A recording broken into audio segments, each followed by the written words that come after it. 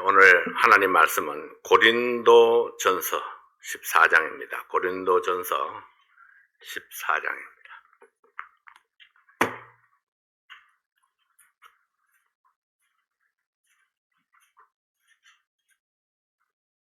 고린도전서 14장 26절 말씀부터 40절까지 조금 깁니다만은 이 시간 다 함께 일어나셔서 한 절씩 교독하도록 하겠습니다. 한 절씩 교독합니다. 그런즉 형제들아 어찌할꼬 너희가 모일 때에 각각 찬송시도 있으며 가르치는 말씀도 있으며 계시도 있으며 방언도 있으며 통역함도 있나니 모든 것을 덕을 세우기 위하여 하라. 두 사람이나 한 사람이 통역할 것이요 만일 통역하는 자가 없거든 교회에서는 잠잠하고 자기와 및 하나님께 말할 것이요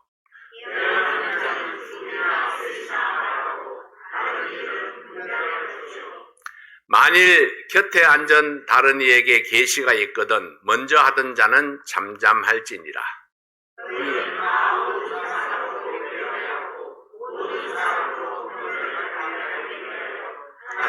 하나씩 예언할 수 있느니라. 예언하는 자들의 영이 예언하는 자들에게 제재를 받나니 하나님은 어지러움의 하나님이 아니시오 오직 화평의 하나님이시니라. 모든 성도의 교회에서 함과 같이 여자는 교회에서 잠잠하라. 저희의 말하는 것을 허락함이 없나니 율법에 이른 것 같이 오직 복종할 것이요 무엇을 배우려거든 집에서 자기 남편에게 물을지니 여자가 교회에서 말하는 것은 부끄러운 것입니다. 하나님의 말씀이 너에게로부터 난 것이냐 또는 너희에게만 임한 것이냐. 누구든지 자기를 선지자나 혹 신령한 자로 생각하거든 내가 너희에게 편지한 것이 주의 명령인 줄 알라. 만일 누구든지 알지 못하면 그는 알지 못한 자니라.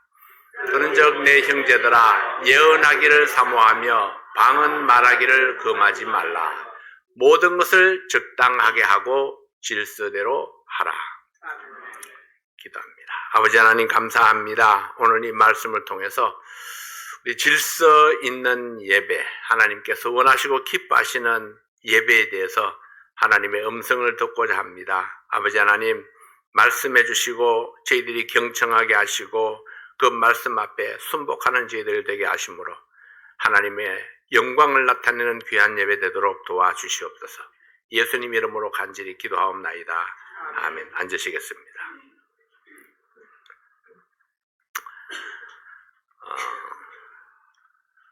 먼저 이 오늘 본문에 있는 말씀들을 보면은 예언하는 것이 나오고 방언이라는 단어들이 나옵니다. 우리 교회의 믿음이 상당히 좀 민감하게 반응할 수 있는 그런 말씀이기도 하죠. 우선 성경에서 말하는 방언이라는 것은 사람이 알아들을 수 있는 방언을 이야기하는 것입니다. 이 방언은 지방 언어 또는 외국어를 이야기하는 그런 방언입니다. 같은 한국 사람이라도 제주도에 가면 제주도 말을 알아듣기가 굉장히 좀 어렵죠. 우리 또 전라도에 가면은 전라도에서 하는 말을 또 알아듣기 힘든 그런 말들이 많이 있습니다. 늘 뭐 거시기 뭐시기 해도 전라도 사람들은 잘 알아듣지만은 다른 지방 사람들은 거시기가 뭔지 뭐시기가 뭔지 알아듣기가 좀 힘든 그런 부분들이 많이 있죠. 지방의 언어들이 이렇게 좀 알아듣기가 힘든 그런 언어들이 있습니다. 그래서 제 아내가 시집을 왔을 때에도 제가 좀 통역을 해줘야 되는 그런 상황이 많이 있었습니다. 뭐 시골에 이 경상도에서 쓰는 언어가 또 서울에서 쓰는 언어하고 조금 다르게 이렇게 반응하는 것들이 많이 있기 때문에 어떤 언어들은 보통 쓰는 언어인데도 서울 사람들이 들으면 깜짝깜짝 놀라는 그런 언어들이 있었습니다. 그냥 평상시에 쓰는 언어인데 서울 사람들이 듣기에는 엄청나게 욕같이 들리는 그런 언어들이 참 많이 있었거든요. 그래서 저거 욕하는 것이 아니다. 좀 통역을 해줘야 될 그런 필요성이 있었던 때도 있었습니다. 그래서 이 지방 언어라는 것이 때때로 이렇게 좀 그런 설명이 필요하기도 하고 통역이 필요하기도 하고, 이번에 랭캐스터에 가서 일월화수 이렇게 4일 동안 그게 특별 집회를 했는데, 이번에 말씀이 그냥 얼마나 빠르게 가는지 이게 종잡을 수가 없었습니다. 근데 다행히 저는 통역하는 사람이 있는 데다가 그 통역을 제가 좀 이렇게 손을 봐줬기 때문에 내가 원고를 가지고 있었습니다. 그래서 원고를 가지고 또 이 중요한 부분은 통역해놓은 부분이 있어서, 번역해놓은 부분이 있어서 제가 이해하기가 좀 쉬웠었지만은, 이렇게 영어로 막 달변으로 설교하는 것을 제가 알아듣는 것이 굉장히 어려웠었습니다. 왜냐하면은 제가 영어가 시원찮거든요. 그래서 이런 특별한 통역이 필요할 때에 이 고린도 교회에서도 그런 통역이 좀 필요했지만은 굉장히 중구난방으로 이게 설교가, 예배가 질서가 없었던 그런 모습들을 보게 됩니다. 고린도 교회는 특별히 문제가 많았던 교회입니다. 문제가 많았던 교회라 하는 것은요, 고린도 전서에는 문제를 쫙 이렇게 나열하지만은 그 해답을 명확하게 다 내려주질 않습니다. 그리고 고린도 후서에 가면은 그 해답들을 많이 이렇게 풀어주고 있죠. 그럼 고린도 교회에 문제들이 많았던 교회다, 이렇게 문제들을 많이 제시하죠. 그럼 문제들이 많았던 교회라면은 고린도 교회는 우리가 본받을 만한 교회는 아니었다 하는 것을 먼저 전제로 하고 말씀을 봐야 됩니다. 이것은 고린도 교회에 있는 문제를 덜쳐내고, 그리고 그 문제를 해결해 주기 위해서, 답을 내주기 위해서 쓴 책이 고린도전서 후서입니다. 그래서 해답을 찾아가야 되는데, 거기에 있는 문제 있는 부분들을 우리가 본받으려고 하면은, 따라가려고 하면은, 그것을 진리로 받아들이려고 하면은 어려움이 있다는 것입니다. 그래서 이런 점들을 생각하면서 우리가 고린도전서 후서를 공부할 수 있어야 할 것입니다. 고린도 교회에 있는 그 문제들에 대해서 성경적인 답변을 주기 위해서 고린도전서를 기록해서 고린도 교회에 보냈던 것입니다. 오늘의 본문 말씀은 그 문제들 중에서 예배의 질서에 대해서 교훈하고 있는 말씀입니다. 바울은 예배에 포함되어 있는 항목들을 소개하고 덕을 세우기 위해서 질서가 있어야 된다는 것을 강조하고 있습니다. 모든 것이 이제 순서대로 하라는 것을 계속 이렇게 말씀을 해 주시고 있죠. 바울이 예배의 질서를 바로잡고자 했다면 고린도 교회의 예배는 상당히 무질서했었다는 사실을 반증합니다. 그 당시에는 성경이 완성되지 않았던 시대이기 때문에 기록된 성경을 가지고 이 예배에 임하는 사람이 한 사람도 없었습니다. 그러니까 여러분들은 이렇게 완성된 성경을 가지고 하나님 말씀을 같이 볼 수 있다는 것이 얼마나 큰 축복인지 모릅니다. 그래서 우리는 이 성경을 펴면은 다 같은 성경 말씀을 가지고 한 사람 읽어도 그 말씀이 여기에 그렇구나 이렇게 이해하고 들을 수 있습니다. 근데 그 시대에는 성경책이 없었습니다. 없었으니까 어떤 사람이 하나님께서 어젯밤에 나에게 말씀하셨는데 이렇게 말씀을 하는 거죠. 그리고 또 그러면 또 어떤 사람이 나도 말씀을 받았는데 하고 막 이렇게 서로 이야기를 하는 겁니다. 말씀, 자기의 삶 속에 일어난 그 간정들을 나누는 것도 여기저기서 막 이렇게 간정들을 하다가 보니까 이게 순서들이 좀 없었던 거죠. 좀 어지러운 그런 복잡한 그런 말씀들이었습니다. 사도 바울이 이제 고린도전서를 이렇게 보내면은 이제 편지로 써서 이렇게 보냈죠. 그러면 편지를 들고 나와서 누군가가 사도 바울이 쓴 그 편지들을 이렇게 쭉 읽습니다. 앉혀놓고 쭉 읽으면은 그 말씀을 읽으면서 우리에게 이런 문제가 있었구나. 이런 문제가 있었구나. 그래서 우리가 이것을 어떻게 바꿔 나가야 되겠구나. 이런 것들을 서로 이야기를 하고 또 이것을 다음 교회에, 다른 교회에 또 이렇게 넘겨줍니다. 그럼 넘겨주면은 그것을 또 사람들이 이게 하나만 가지고 돌아가면은 금방 헤어지잖아요. 그래서 이걸 또 필사를 하는 겁니다. 복사기가 없었으니까 복사기 있었으면 그냥 복사기 쫙 돌리면은 똑같은 복사문이 쫙 퍼졌으니까 문제가 없는데, 이 사람이 들고 이제 글씨를 쓰잖아요. 사도 바울이 글씨를 얼마나 명필로 썼는지 모르지만은, 그 당시에 그렇게, 필사를 또, 100% 정확하게 잘 하지를 못했던 것 같아요. 그러다 보니까 필사하면서 점 하나 딱 잘못 찍으면은 뜻이 이상하게 바뀌어버리는 겁니다. 그리고 점 하나 빼버려도 문제가 생기는 거죠. 네. 어떻게 쓰다가 하나 이렇게 먹물만 하나 툭 떨어져도 내용이 변해버립니다. 우리 한국말, 요즘의 언어가 이 한국말 같으면 그렇지 않습니다. 근데 헬라어에는 띄어쓰기만 잘못해도 내용이 바뀌게 되고, 이게 획만 하나 잘못 꺼도 내용이 바뀌게 되는 그런 것들 때문에, 그래서 사본들이 다 똑같지는 않은 겁니다. 모든 사본들이 다 똑같으면 문제가 하나도 없죠. 근데 여기저기서 발굴해 나오는 사본들을 보면은 사본이 여기서 조금 다르고 여기 조금 다르고 여기는 조금 빠졌고 여기는 한 글자가 빠졌고 이런 것들이 있다 보니까 어떤 사본이 정확한 것이냐 이런 것들을 판별하기가 굉장히 어려웠던 것입니다. 그래서 최대한 바른 사본을 만들어내겠다고 작심하고 공부하고 사람들을 모으고 학자들 모으고 그렇게 해서 이제 책을 영어 성경을 하나 편찬해낸 것이 바로 킹 제임스 바이블이었습니다. 그래서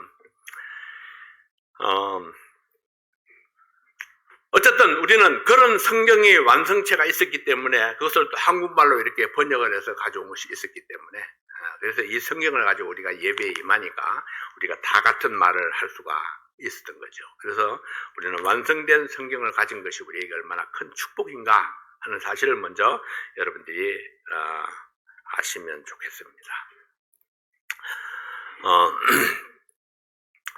그 시대에 예언의 은사를 받은 자들이 하나님께서 그 마음에 깨달음을 주시는 대로 교회 앞에서 이제 발표하고 서로 하나님의 교훈을 주고받는 일들이 많았습니다.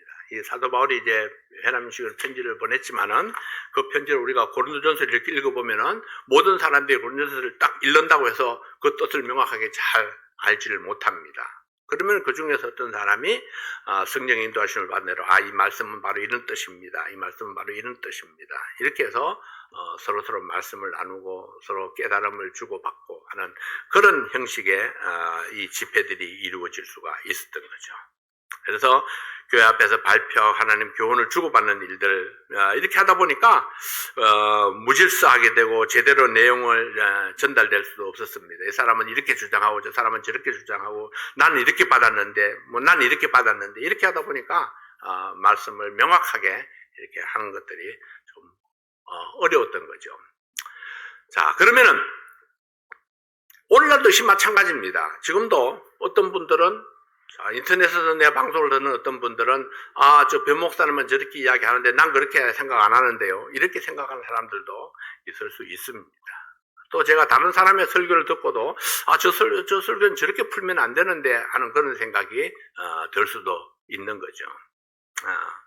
또 특히나 그 시대에는 소그룹들이 많았습니다. 그러니까 목사가 한 사람이 있어가지고 한 사람이 그냥 계속 설교를 하는 것이 아니라 모여있는 사람들이 여기서도 한 말씀 저기서도 한 말씀 이렇게 서로서로 이렇게 말씀을 나누는 그런 경우들이 많았기 때문에 더욱더 이런 질서에 대해서 문제가 생기기도 했다 하는 거죠.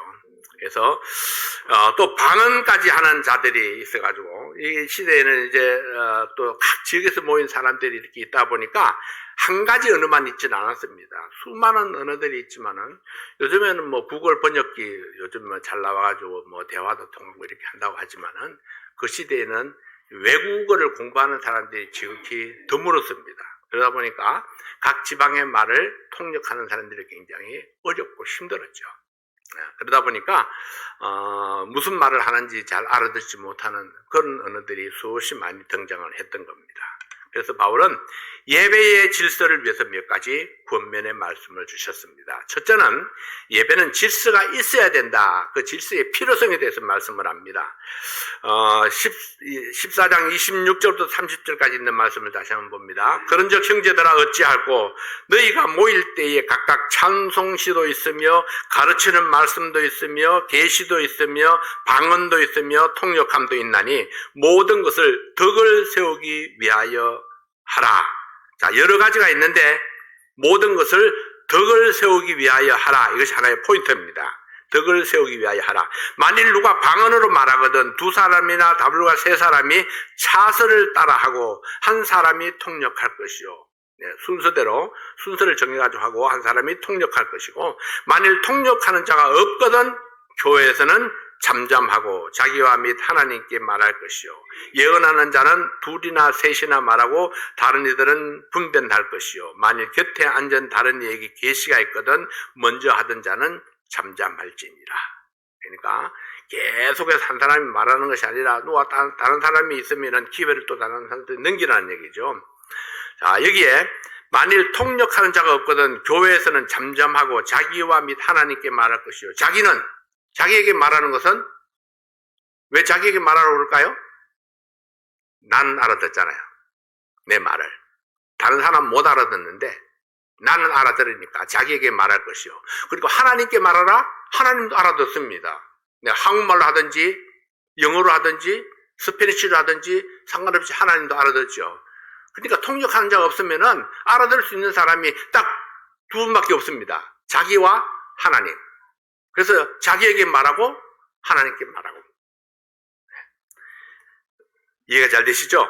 형제들이 모일 때에 찬송시도 있고 가르치는 말씀도 있고 계시도 있고 방언도 있습니다. 이 모든 것들이 함께 모인 사람들에게 덕을 세우는 것이 되어야 된다. 아무리 좋은 말씀이라도 덕을 세우지 못한다면은 그 말씀이 의미가 없다는 것입니다. 내가 얼마나 유명한 말을 하느냐, 얼마나 좋은 말을 하느냐, 그러나 그 말이 덕을 세우지 못하면은 그것은 아무런 의미가 없다는 것입니다. 그래서 예언을 하든지 방언을 하든지 찬송을 하든지 무엇을 하든지 간에 그것이 덕을 세울 수가 있어야 한다는 것입니다. 그러기 위해서는 이 모든 것들이 순서가 정해져서 질서 있게 진행되어야 할 것입니다. 만일 누가 방언으로 말하면은 두세 사람이 순서를 정해서 말할 것이고, 통역은 한 사람만 세우라. 모든 사람들이 다 하고 싶은 말이 있고 받은 계시가 있다 해서 여기저기서 일어나서 발표를 한다면은 얼마나 무질서하고 어지러운 예배가 되겠는가. 성도들마다 나누고 싶은 간증이 있을 수 있습니다. 그러나 간증할 내용이 있다 해서 누구나 여기저기서 막 일어나서 간증을 말한다면은 질서가 무너질 것이고 예배는 혼란에 빠지게 될 것입니다. 만일 곁에 있는 사람에게 계시가 있거나 깨달음이 있어서 말하고자 하면은 먼저 하던 자는 좀 잠잠하고 참아주라는 거죠. 예배가 혼란에 빠져서는 안 될 것이고 차라리 먼저 말하던 사람이 잠잠해서 혼란을 피하는 것이 낫다는 것입니다. 왜 먼저 하던 사람이 잠잠하라고 그럴까요? 말하는 사람이 있어요. 뒷사람이 좀 꾹 참지. 왜냐하면 뒷사람이 참는 것이 어렵습니다. 왜 그럴까요? 내가 말할 기회를 찾느라고 아무것도 들을 수 없습니다. 말하고 싶은 사람의 특징이 그거죠.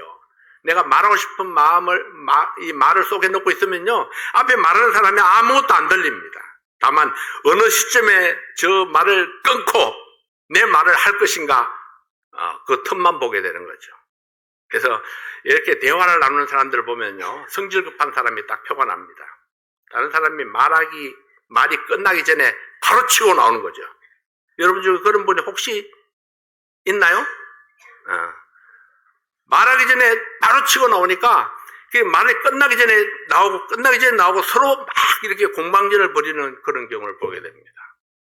근데 우리는 끝까지 들어줄 수 있는 인내심을 좀 길러야 되는데, 그러다 보니까 인내심을 기른다는 게 이제 어렵잖아요.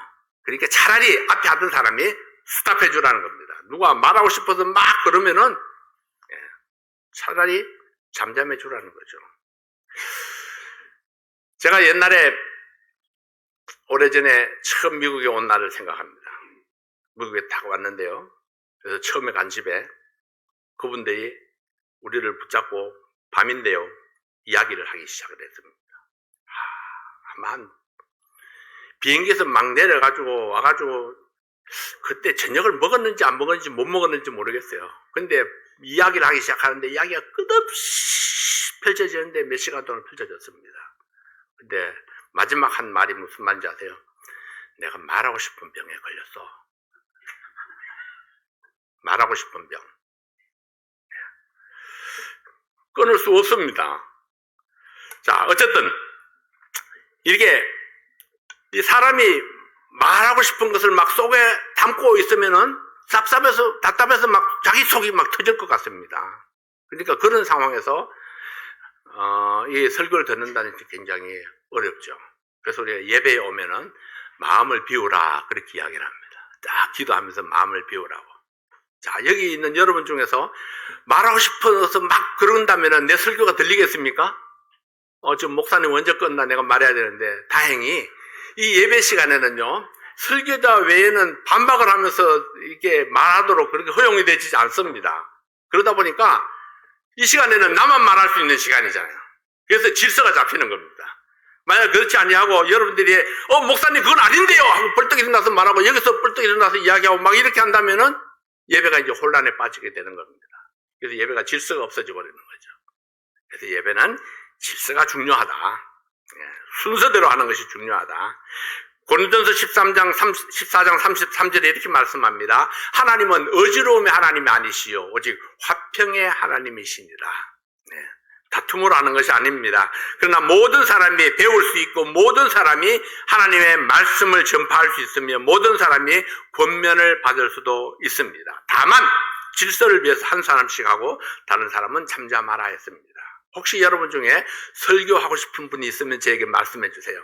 그러면 제가 기회를 드리겠습니다. 말할 수 있는 기회를 드리겠습니다. 그때가 어느 모임일지 모르지만은 기회를 드릴 수 있습니다. 그래서 모든 사람이 권면을 받을 수 있습니다. 다만 질서를 위해서 한 사람씩 하고 다른 사람은 잠잠하라 했습니다. 우리가 예배에 어떤 순서를 가지는 것이나 찬송을 몇 곡 또는 몇 시까지 하고 특성은 몇 명까지 가능하고 또 설교는 어느 정도 시간을 갖고 전체 예배 시간의 길이를 정하는 것 이게 등등 이런 것들이 예배의 질서를 위한 것입니다. 옛날에 그 매트천에 있을 때에 미국 교회 펄스 배트리스 처치의 예배 순서지를 제가 본 적이 있습니다. 그분들은 우리하고는 순서지가 조금 다릅니다. 보면은 기도를 마치는 시간이 딱 정해져 있습니다.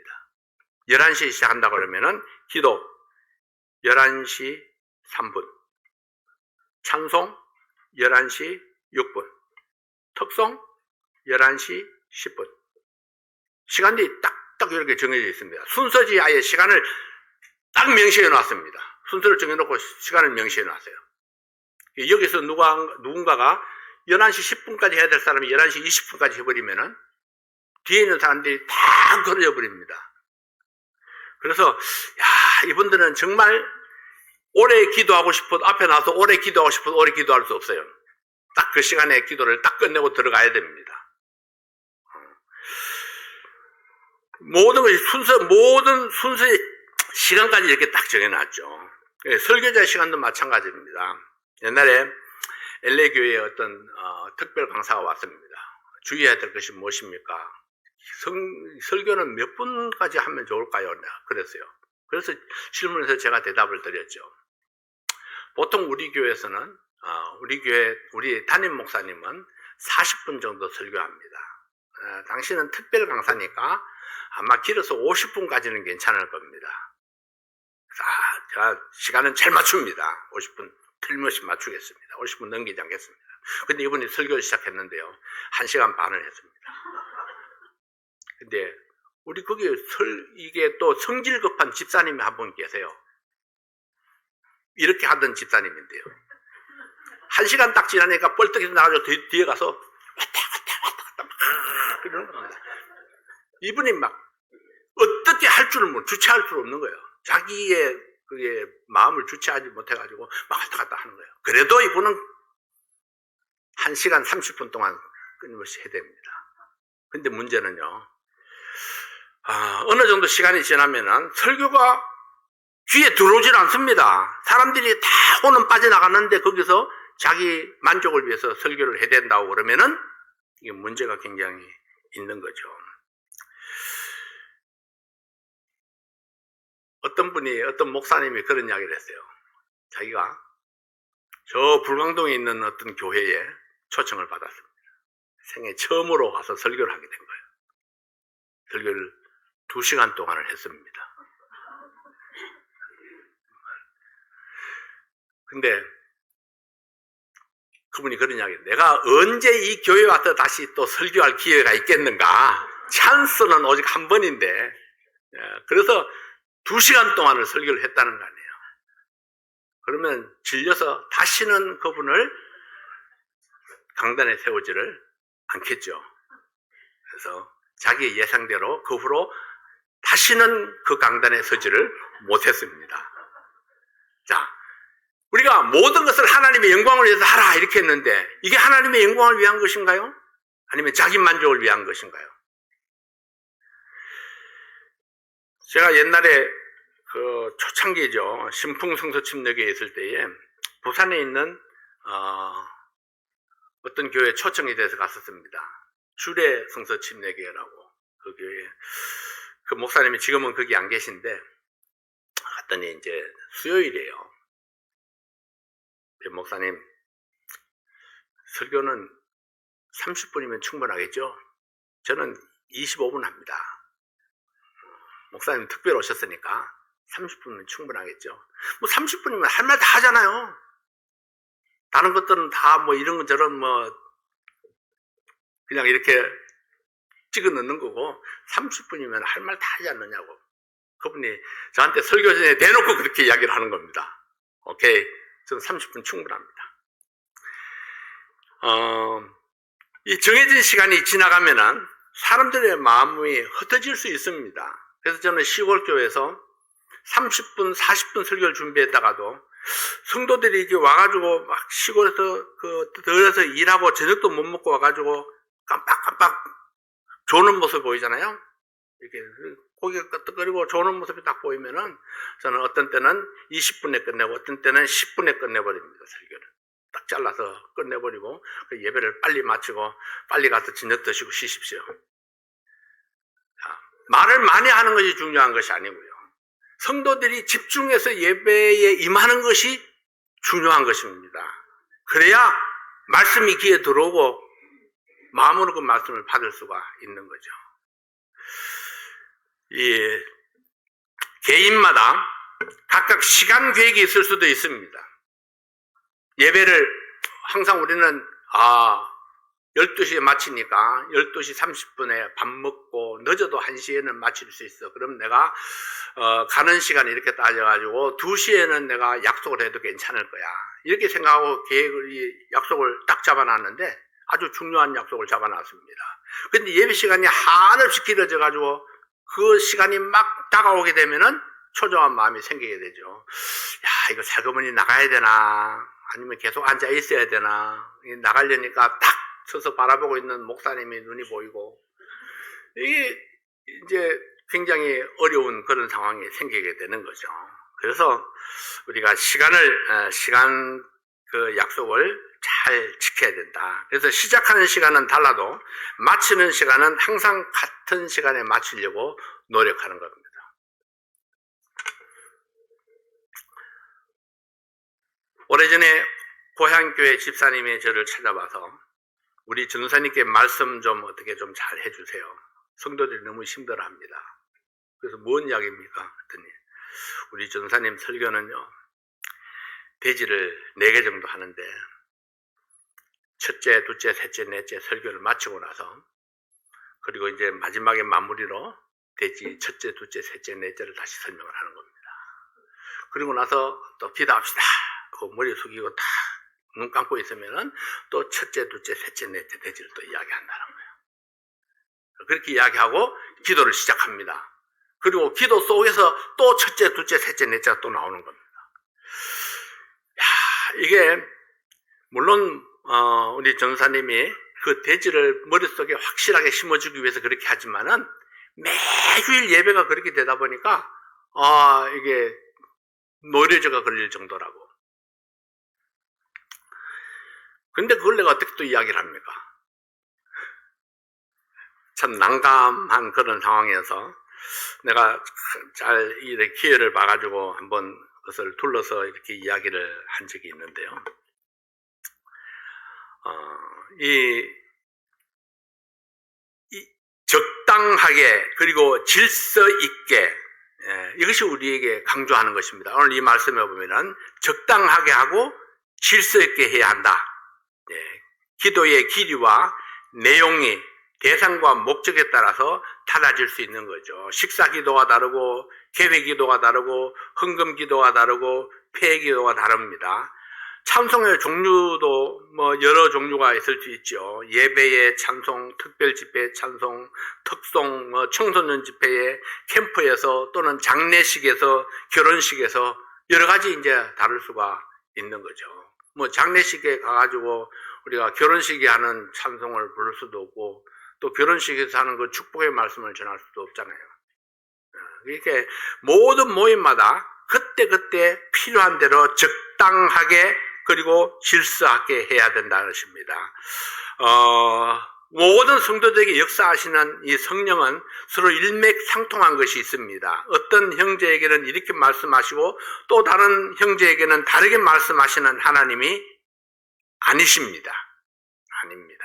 그러므로 자기에게 임한 말씀만을 주장하는 자세를 가져서는 안 된다는 겁니다.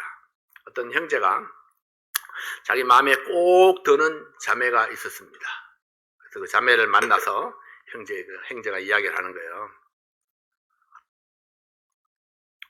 김자매님, 어제 저녁에 하나님께서 제게 나타나셔서 말씀하셨는데 우리 하나님께서 꼭 자매님과 결혼을 하라고 그렇게 말씀을 하셨습니다. 하나님께서 말씀하셨는데 이건 내가 자매에게 말하지 않을 수가 없습니다. 이게 하나님의 명령이니까 하나님의 뜻이니까 반드시 그렇게 돼야 된다고. 자매님이 그러는 거예요.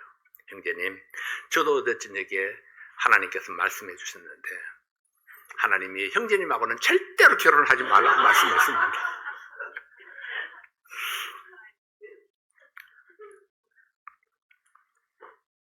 어떤 형제에게 어떤 자매를 향한 특별한 감정을 주셨다면은 그 자매에게도 동일한 감정을 주셨어야 합니다. 그래야 우리가 하나님의 뜻이라고 할 수 있죠. 하나님께서 우리의 마음속에 같은 마음을 주셨군요. 이렇게 되어야 되죠. 어느 한쪽에 억지가 있어서는 안 된다는 것입니다. 하나님의 말씀은 모든 사람에게 동일합니다. 상황에 따라서 변하는 말씀이 아닙니다. 언제나 변함없이 한결같은 하나님께서는 질서가 분명한 것을 기뻐하십니다. 이사야 40장 26절 말씀을 보면은 너희는 눈을 높이 들어 누가 이 모든 것을 창조하였나 보라. 주께서는 수요대로 만상을 이끌어내시고 각각 그 이름을 부르시나니 그의 권세가 크고 그의 능력이 강함으로 하나도 빠짐이 없느니라. 하나님이 창조하신 만상, 곧 세상에 존재하는 모든 창조물들은 하나님의 말씀대로 말씀 앞에 순종합니다. 하나님께서 부르시면은 순서대로 하나도 빠짐없이 이끌어내신다고 말씀했습니다. 우리가 하나님을 예배할 때도 이같이 질서 있게 순서대로 차분하게 예배를 드릴 수 있어야 합니다. 근데 예배의 순서는 바꿀 수도 있습니다. 그래서 예배 순서를 하나 좀 바꿔볼까? 그렇게 지금 방금 전에 생각을 했습니다. 최석땡제님과 상의가 잘 되면 하나 바꿔볼까 생각하고 있어요. 그건 나중에 말씀드리겠습니다. 두 번째로, 예배는 성도들의 태도가 중요합니다. 자, 14장, 고린도전서 14장 34절부터 36절까지 있는 말씀을 다시 한번 봅니다. 모든 성도의 교회에서 함과 같이 여자는 교회에서 잠잠하라. 저희의 말하는 것을 허락함이 없나니 율법에 이른 것 같이 오직 복종할 것이요. 만일 무엇을 배우려거든 집에서 자기 남편에게 물을 지니 여자가 교회에서 말하는 것은 부끄러운 것입니다. 하나님의 말씀이 너희에게로부터 난 것이냐 또는 너희에게만 임한 것이냐. 예배는 하나님을 공경하는 성도가 천지의 주제가 되시는 하나님 앞에 감사함으로 나아가는 것입니다. 공경이 무엇입니까? 공경은 우리의 내면적인 태도를 가리키는 단어입니다. 하나님의 말씀을 받았으면 그에 합당한 반응을 보이는 것이 필요합니다. 그래서 바울은 고린도후서 1장에서 아멘을 강조했습니다. 하나님의 말씀은 항상 예가 된다. 노가 없다는 거죠. 항상 예가 되니까 아멘하여 하나님께 영광을 돌리게 되느니라. 그렇게 말씀을 했습니다. 하나님의 말씀은 항상 아멘으로 하나님께 영광을 돌려야 된다. 그렇게 화답해야 된다는 거죠. 예배에 참석하는 모든 사람들은 하나님의 말씀을 들었을 때에 아멘으로 화답하는 것이 바른 태도라고 말씀해 주셨습니다. 이것은 예배 드리는 성도의 개인적 반응이 중요하다는 것을 보여주는 말씀입니다. 모든 성도의 교회에서 함과 같이 여자는 교회에서 잠잠하라. 이 말씀은 여자가 잠잠하라는 말인가요? 모든 성도의 교회에서 함과 같이 모든 성도가 포함되어 있습니다.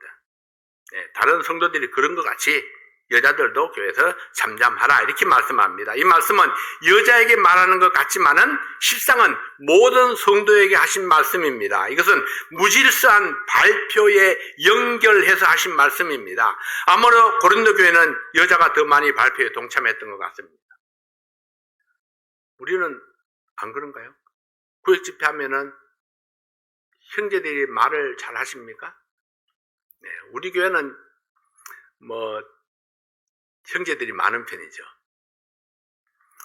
근데 보통 이제 한국에서 다른 나라도 마찬가지지만은 형제보다는 자매가 많은 경우가 훨씬 더 많습니다. 그러면 또 자매들이 또 말을 형제들보다 더 잘하죠. 자매들이 또 더 신실한 경우도 굉장히 많습니다. 자매들이 교회에 이렇게 퍼센티지로 볼 때에 형제보다 자매가 많은 그런 교회들이 굉장히 많죠. 그리고 자매는 열심히 하는데 형제는 그냥 저 멀리서 뒤따라오는 그런 형제들도 많이 있습니다.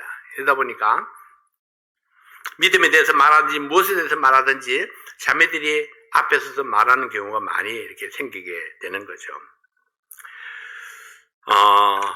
근데 예배 시간에 성도들의 자세에 대해서 말씀하시는 것이지 이것은 개인적인 사적인 자리에서 하는 이야기가 아닙니다. 예배는 말씀을 전하는 자의 역할이 있고 말씀을 듣는 성도의 역할이 있습니다. 바울이 남자와 여자를 차별해서 하신 말씀은 절대로 아니라는 것입니다. 바울은 차별주의자가 아닙니다. 다른 곳에서는 여자들의 헌신과 사랑을 굉장히 높이 평가하는 것을 보아서도 바울이 차별주의자는 아니다 하는 것을 볼 수 있습니다. 그러나 이 말씀으로 미뤄볼 때 고린도 교회가 여자들의 말 때문에 얼마나 큰 혼란에 빠져 있었는가를 짐작할 수 있습니다. 고린도전서 11장에서는 당시의 관례를 무시하고 머리에 써는 것 때문에 문제가 되었는데 이것은 믿음 안에 들어온 자매들이 자유를 남용한 데서 기인된 문제였습니다. 오늘 본문에 거론된 문제는 여자들이 언론의 자유를 들어서 교회 안에서 자기들이 받은 계시나 궁금한 문제들을 중구난방으로 질문하는 것들로 이 교회를 혼란하게 했기 때문입니다. 특히 남편 있는 여자들이 공중 앞에서 남편을 젖혀두고 말하는 것 때문에 아마도 남편의 고리를 실추시키는 사례들이 빈번했던 것 같습니다. 그래서 바울은 질문할 것이 있으면 집에 가서 남편에게 물어라 그렇게 명령을 했습니다. 옛날에는요 남편이 여자가 이렇게 말하려고 할 때 눈짓만 탁 줘도 딱 스탑했습니다. 근데 요즘에는 남편이 눈짓을 줄 수가 없어요.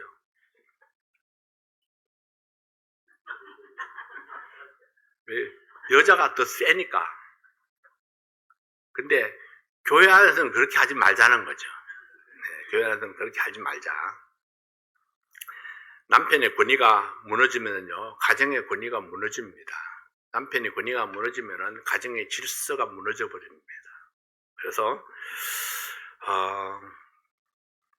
여자가 이만큼 더 남자보다 똑똑하다는 걸 우리 인정해 줍시다. 일단 똑똑한 사람은 겸손할 줄 아는 사람입니다. 똑똑한 사람은요 자기를 절제할 줄 아는 사람입니다. 내 남편보다 훨씬 더 내가 말을 잘할 수 있어도 절제할 줄 아는 사람이 똑똑한 사람이에요. 물론 아는 것이 많으면 하고 싶은 말도 많겠지만은 그럼에도 불구하고 그것을 조금 참아줄 수 있는 사람이 그 사람이 똑똑한 사람이다, 현명한 사람이다 하는 거죠.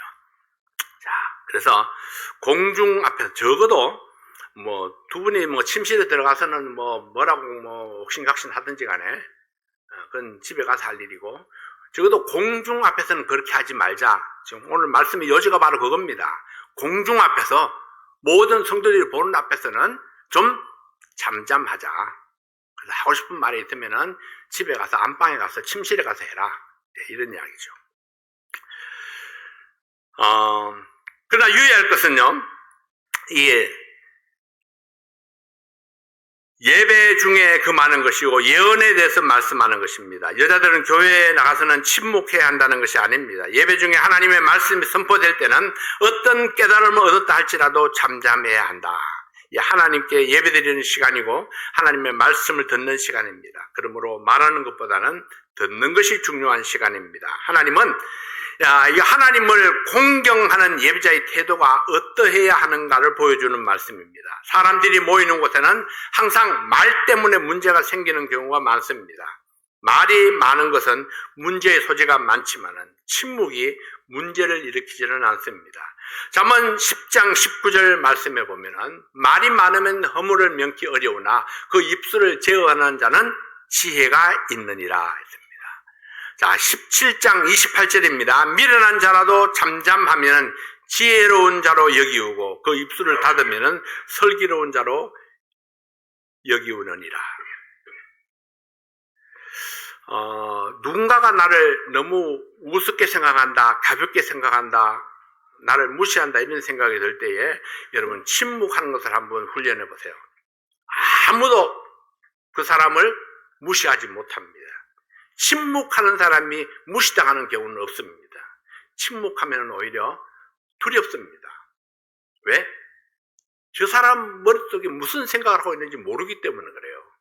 저 사람 속에 무슨 강력한 무기가 있는지 모르기 때문에 침묵이 두려움을 나타내는 겁니다. 말을 많이 하는 사람은요, 들여다 보여요, 속이. 말할 속에 그 사람이 내용이 다 들여다 보입니다. 그래서 요 정도쯤이야 이렇게 생각할 수 있죠. 요 정도, 요런 사람이라면 내가 한번 좀 무시해도 되겠구나, 꺾어볼 수 있겠구나 생각을 하게 되는 거죠. 침묵하는 것, 그것이 오히려 힘이 될 수 있습니다. 잠언 20장 19절 말씀에 보면요, 두루 다니며 한담하는 자는 남의 비밀을 누설하나니 입술을 벌린 자를 사귀지 말지니라 했습니다. 말을 많이 하는 것이 얼마나 위험한 것인지 아시나요? 내가 했던 말은 어떤 경로를 통해서든지 다시 내게로 돌아옵니다. 그러나 내게로 돌아올 때는 여러 가지 문제와 함께 돌아오고 누군가의 상처를 동반하고 찾아와서 나의 실수를 날카롭게 찔러댈 것입니다. 어떤 사람은 이것이 하나님의 뜻인 것처럼 말하고, 어떤 사람은 자기 자신이 마치 자기에게 특별한 깨달음이 있었기 때문이라고 말합니다. 그래서 37절에 이렇게 말씀합니다. 만일 누구든지 자기를 선지자나 신령한 자로 생각하거든 내가 하는 말도 주의 명령인 줄 알라. 바울의 결론은 하나님의 말씀을 대언하는 것을 사모하고 방언 말하는 것을 금하지 말라 했습니다. 예언은 믿는 자들, 곧 성도들을 위해서 설교함으로 성도들의 삶을 성수로 이끄는 것이고, 방언으로 말하는 것은 믿지 않는 자들을 위함이라 했으니 방언으로 말할 때에는 복음이 주제가 되어야 한다는 것입니다. 자, 같은 언어로 복음을 이해하지 못하면은 그 타국 사람에게 외국어의 은사를 받은 사람들이 통역을 해서 복음을 전할 수 있다면 이것이 하나님의 영광을 나타낼 수 있을 것입니다. 여러분, 대전제는 이것입니다. 40절 말씀에 모든 것을 적당하게 하고 질서대로 하라. 모든 것을 적당하게 하고 질서대로 하라. 그래요, 적당하게. 그래서 우리 이영란 자매님 특송을 한 5곡 연속으로 듣고 싶지만은 설교할 시간이 또 필요하기 때문에 한 곡만 듣는 겁니다. 질서 있는 예배, 모든 것을 적당하게 절제하는 그런 예배, 다른 사람의 덕을 세우는 예배, 내게 주신 은사를 통해서 교회를 세우는 예배, 모든 것이 합력해서 하나님의 선을 이루는 그런 예배를 드릴 수가 있어야 합니다. 우리 2024년은 하나님을 예배하는 해입니다. 그래서 예배에 대한 하나님의 가르침을 기억하고 하나님이 기뻐하시는 그런 예배자가 될 수 있기를 바랍니다. 근데 우리 대부분의 말씀들은 여러분들이 잘 지키고 있는 말씀들입니다. 그러나 말씀을 들을 때마다 우리는 마음에 저 말씀이 옳다, 그렇다 이렇게 생각만 해가지고는 바뀌어지지가 않습니다. 그래서 여러분 마음속에 결심하는 부분이 있으면은 하나님 앞에 나의 결심을 또 말씀을 드리고 그리고 그것을 하나씩 실천해 나가는 그런 삶이 되어야 될 줄로 믿습니다. 그래서 2024년은 우리 교회가 하나님 앞에 영광을 돌려드리는 그런 예배가 매주마다 이루어지는 그런 예배가 될 수 있기를 바랍니다. 기도하겠습니다. 아버지 하나님 감사합니다. 오늘도 하나님께서 우리에게 말씀하신 바 모든 것을 적당하게 하고 질서 있게 하라. 우리가 질서를 따라서 순서를 따라서 우리가 마음속에 정해진 대로 우리가 하나님께서 원하시고 기뻐하시는 그런 예배를 드릴 수 있도록 도와주시옵소서. 아버지 하나님, 하나님의 말씀이 선명하게 우리에게 주어졌기 때문에 그 말씀을 따라가는 것이 결코 어렵지 않습니다. 우리에게 주어진 말씀을 기억하고 그 말씀을 순종으로 따라가서 하나님의 영광을 나타낼 뿐만 아니라 하나님 앞에 쓰임받는 그런 우리의 삶이 되도록 축복해 주시옵소서. 예수님 이름으로 기도하옵나이다. 아멘.